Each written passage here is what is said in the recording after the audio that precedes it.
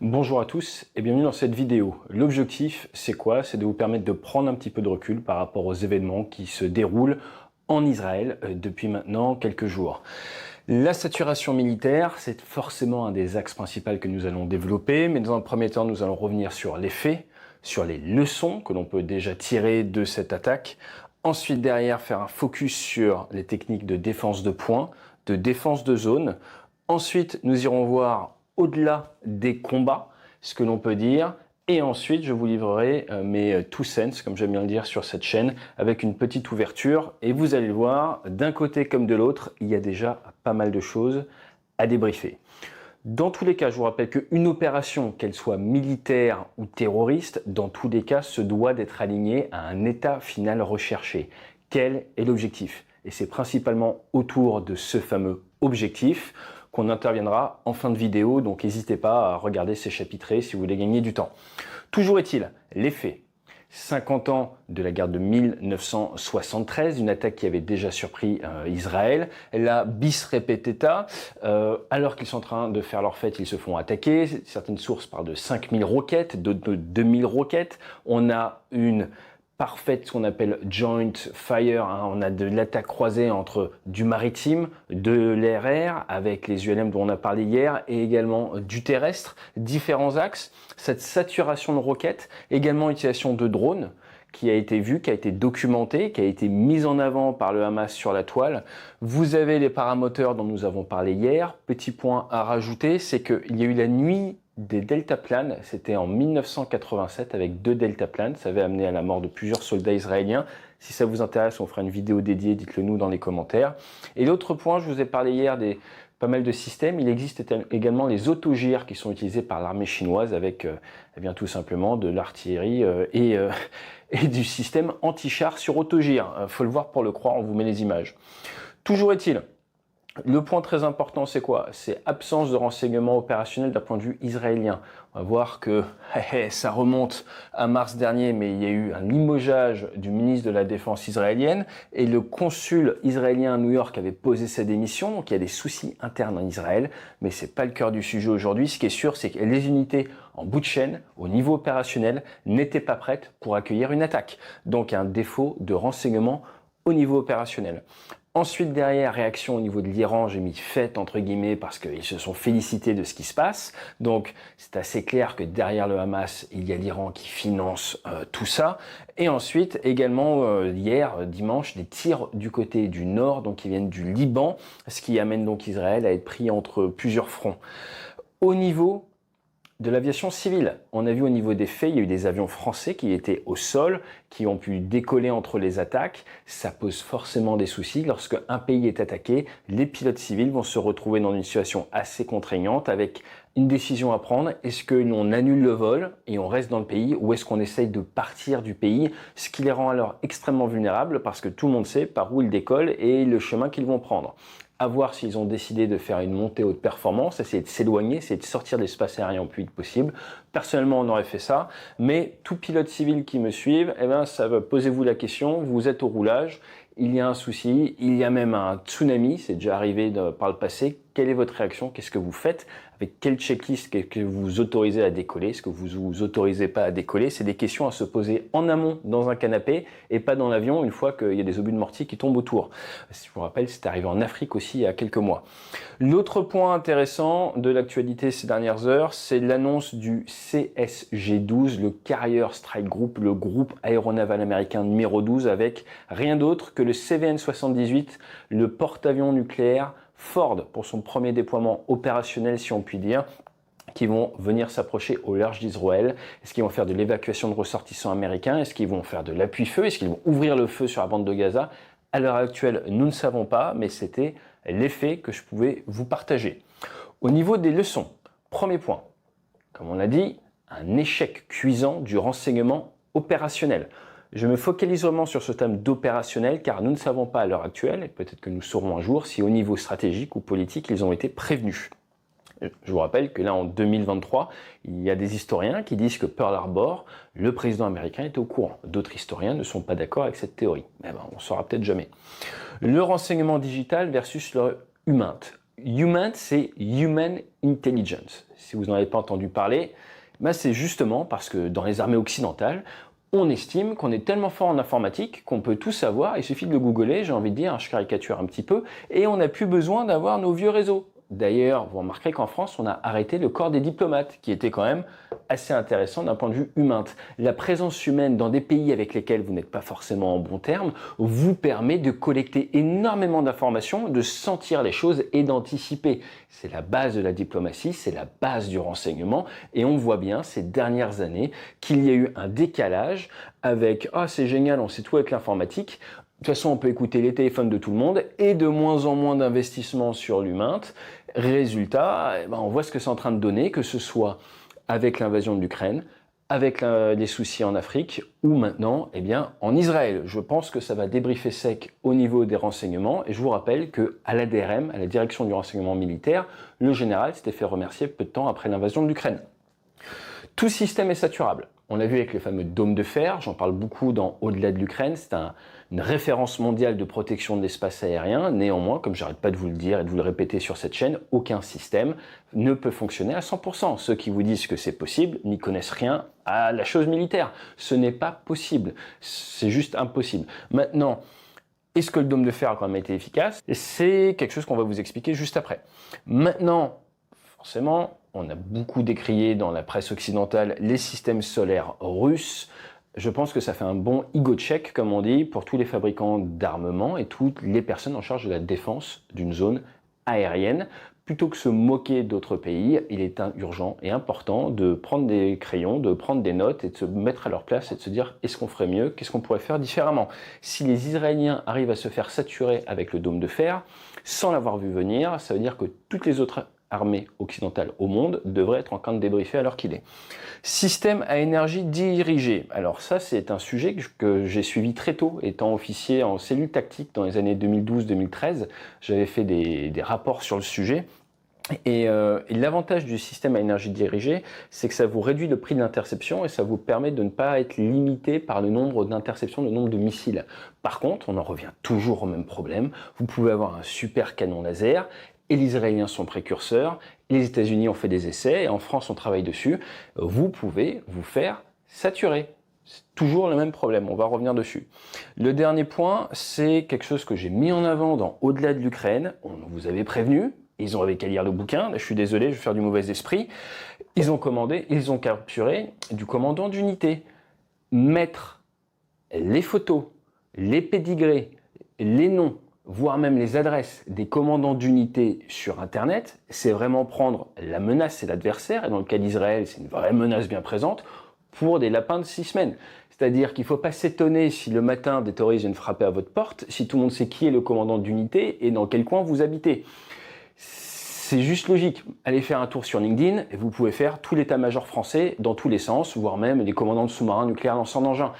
C'est une aberration complète, je ne me l'explique pas, peut-être que quelqu'un pourra m'expliquer, mais en France, on vient d'interdire de partager sur la disponibilité des Rafales. Par contre, vous pouvez facilement trouver qui est commandant d'unité des Rafales. C'est absolument incohérent, j'espère que ça sera débriefé, parce qu'il y va de notre, tout simplement de notre défense nationale et de celle de nombreux autres pays. Maintenant, comme promis, point de defense, zone defense, deux concepts importants à bien maîtriser. Le point de defense, c'est que vous voulez protéger un point. Un porte-avions, un aéroport, une capitale, dans une petite capitale ou peut-être une centrale nucléaire. Comment est-ce que vous allez faire? Vous allez avoir votre point qui est là et vous allez avoir des systèmes solaires d'engagement courte portée. Ça peut être, comme on disait hier, des Seawees ou ça peut être des petits missiles sol-air. Ensuite, vous allez avoir un rayon d'action plus grand avec des missiles qui vont intercepter plus loin, comme par exemple le Patriot. Et ensuite, il va falloir pouvoir détecter tout ça. Donc, dans un premier temps, il faut détecter. Après, vous allez essayer d'engager avec vos systèmes longue ou moyenne portée. Et si ça rentre dans la zone, vous allez pouvoir l'engager avec vos systèmes courte portée. Or là, vous avez de la chance. Pourquoi? Parce que vous savez quel point vous voulez protéger. Maintenant, imaginez si la cible essaye de taper au nord ici, si votre missile d'interception longue ou moyenne portée n'arrive pas à taper l'adversaire, eh bien, vous n'aurez rien pour intercepter in close, comme on dit, en rapproché. Et à partir de là, vous ne pourrez pas protéger le point qui était à la base, ce n'est pas le point que vous vouliez protéger. Donc le point defense va vous permettre de protéger un point particulier, sauf en cas de saturation, où vous ne pouvez pas faire face, mais ne vous permettra pas, par exemple, de protéger un hôpital qui est à 5 km. Statistiquement, vous n'aurez jamais 100% de protection de ce côté-là. Ce qu'il faut bien comprendre, c'est quand vous avez un système d'engagement, vous pouvez voir une sorte de courbe comme ça. Plus on s'éloigne du système, plus l'altitude du drone à intercepter ou de la munition interceptée doit être haute. Donc à partir de là, si vous voulez défendre une zone, le seul moyen pour bien défendre une zone, c'est en fait de faire une multitude de point defense qui se recoupent les uns les autres. Comme ça, en permanence, vous pouvez intercepter à longue ou moyenne portée, et également, si ça passe au travers, intercepter à courte portée, ou alors, votre interception à longue portée est rendue possible par un système qui, lui, est à 10 km. Et vous avez une superposition des bulles de défense. Donc c'est un bon moyen pour comprendre le concept. Et ça nécessite énormément de systèmes solaires. Énormément. Donc, est-il possible, face à une zone défense, de saturer les défenses adverses ? Si vous arrivez tout sur un seul axe, vous tirez 2000 roquettes sur un seul axe, vous allez avoir une saturation à un endroit spécifique. Ça va fonctionner et tous ces systèmes solaires-là ne vous aideront pas. Donc, c'est tout à fait possible. On en revient toujours au problème de base, le renseignement. Vous pouvez avoir la meilleure armée du monde. Si elle n'a pas le renseignement, si vous ne savez pas ce qu'elle compte attaquer, ça va être très très difficile de bien se protéger. Voilà pour ça. Maintenant, au-delà du combat, je vous ai parlé du limogeage du ministre de la Défense israélien il y a maintenant 7 mois. C'est pas banal comme information. L'autre point important, c'est l'importance du commandement décentralisé. Vous vous faites attaquer, c'est samedi matin. Il faut que vos hommes et vos femmes sachent parfaitement comment réagir et à quoi réagir, d'où l'importance de l'entraînement. Surtout que vos communications risquent d'être brouillées. On a vu qu'il y a eu des attaques de drones qui ont tapé les cellules de communication. Donc c'est important que chaque combattant, à l'échelon individuel, puisse être parfaitement aligné à l'état final recherché et aux règles d'engagement. Pour ça, il faut qu'il soit bien entraîné. Maintenant, ça vous pose le souci de ces règles d'engagement qui doivent être pratiques, facilement compréhensibles et à mettre en place, et qui, d'un autre côté, ne poussent pas à la bavure. Parce que si vous avez des règles d'engagement trop permissives, si vous avez des militaires qui ouvrent trop le feu, on va le voir à la fin dans mon analyse, ça vous crée une guerre et ça attise les combattants adverses. Ce qu'il faut bien comprendre, on avait fait des études à une époque en France, non officielles, je vous dis ça de mémoire, mais je crois qu'une personne tuée dans le camp adverse qui n'avait rien à voir avec le combat, ça crée 7 combattants adverses. Donc si vous faites une bavure, vous tuez un civil qui n'avait rien demandé, il y a de grandes chances dans ces régions-là du monde que du lendemain, vous ayez 7 nouveaux combattants à combattre. Donc ce n'est absolument pas rentable sur le plan militaire, ni sur le plan politique, ni même sur le plan moral. Ça, c'est important. L'autre point, au-delà du combat, réseaux sociaux et communication sur les statuts des militaires et leurs adresses. Je le répète, parce que là, on a vu que le Hamas a mis en œuvre ça. On en a parlé en début d'année dans le bouquin. Voilà, qu'est-ce que je peux vous dire? C'est annoncé compte double. Ensuite, derrière, il y a tout un petit drama, vous verrez, autour de Biden qui aurait relâché pour 6 milliards de dollars d'assets iraniens. Et les Iraniens ont clairement dit à la télévision qu'ils les utiliseraient comme ils voulaient. Donc forcément, cela va avoir un impact au niveau de la campagne américaine. Et il est important et urgent de suivre un petit peu le déroulement de la campagne américaine parce que l'on sait que ça va impacter l'Europe, ça va impacter l'Ukraine, et ça va impacter la Russie. Et il y a donc une possibilité de déstabilisation au niveau macro qui se joue. Ce n'est pas forcément quelque chose de très localisé entre Gaza et Israël, ça fait peut-être partie d'un plan beaucoup plus macro. Du coup, forcément également l'impact sur les BRICS. Je vous rappelle que l'Iran devait rejoindre les BRICS, avoir garder quelques neurones là-dessus. Et ensuite, derrière, de manière générale, Ukraine, Israël, Afrique, je réinsiste dessus, mais on voit clairement une faillite du renseignement ou une faillite politique par rapport au renseignement.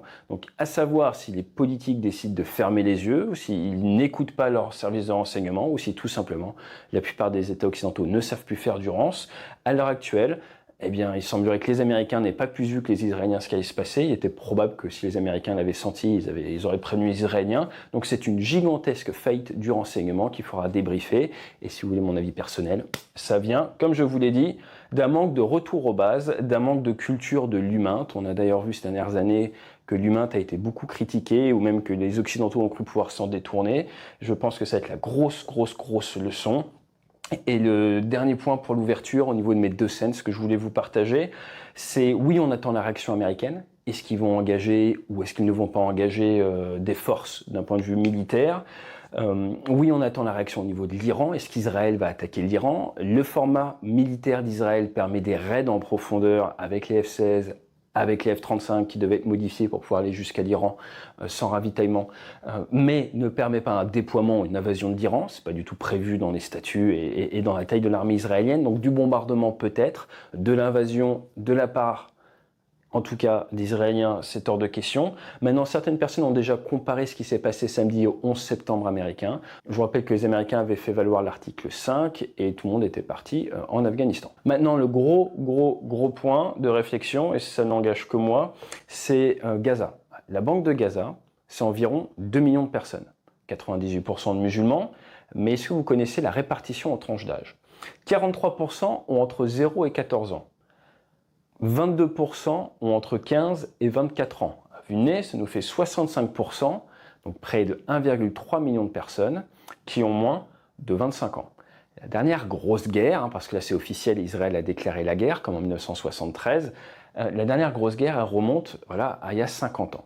Et moi, ce qui m'a le plus marqué dans ce qui s'est passé samedi, c'est l'utilisation sur les réseaux sociaux des vidéos très bien montées, très bien préparées. C'est-à-dire que j'avais presque l'impression que certaines opérations commando se sont faites afin de récolter de l'image GoPro qu'ils allaient monter derrière et diffuser en masse sur les réseaux sociaux pour raligner un maximum de jeunes, un maximum de millénials à une cause qui peut-être avait besoin de se lancer dans sa plus grande opération de recrutement depuis des années.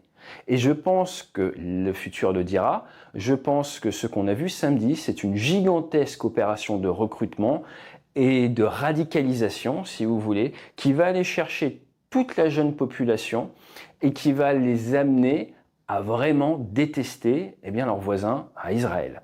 Pourquoi est-ce que je vous dis ça? Parce que je pense qu'Israël est exactement en train de tomber dans le piège qui lui a été tendu.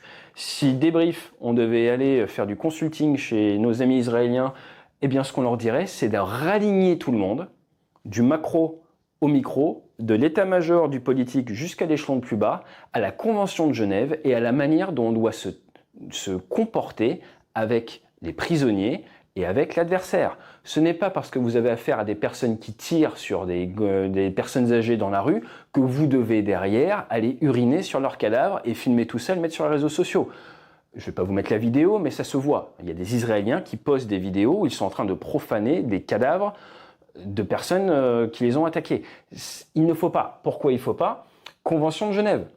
Alors moi j'ai un biais, je me suis battu pour mon pays, on respecte énormément la Convention de Genève.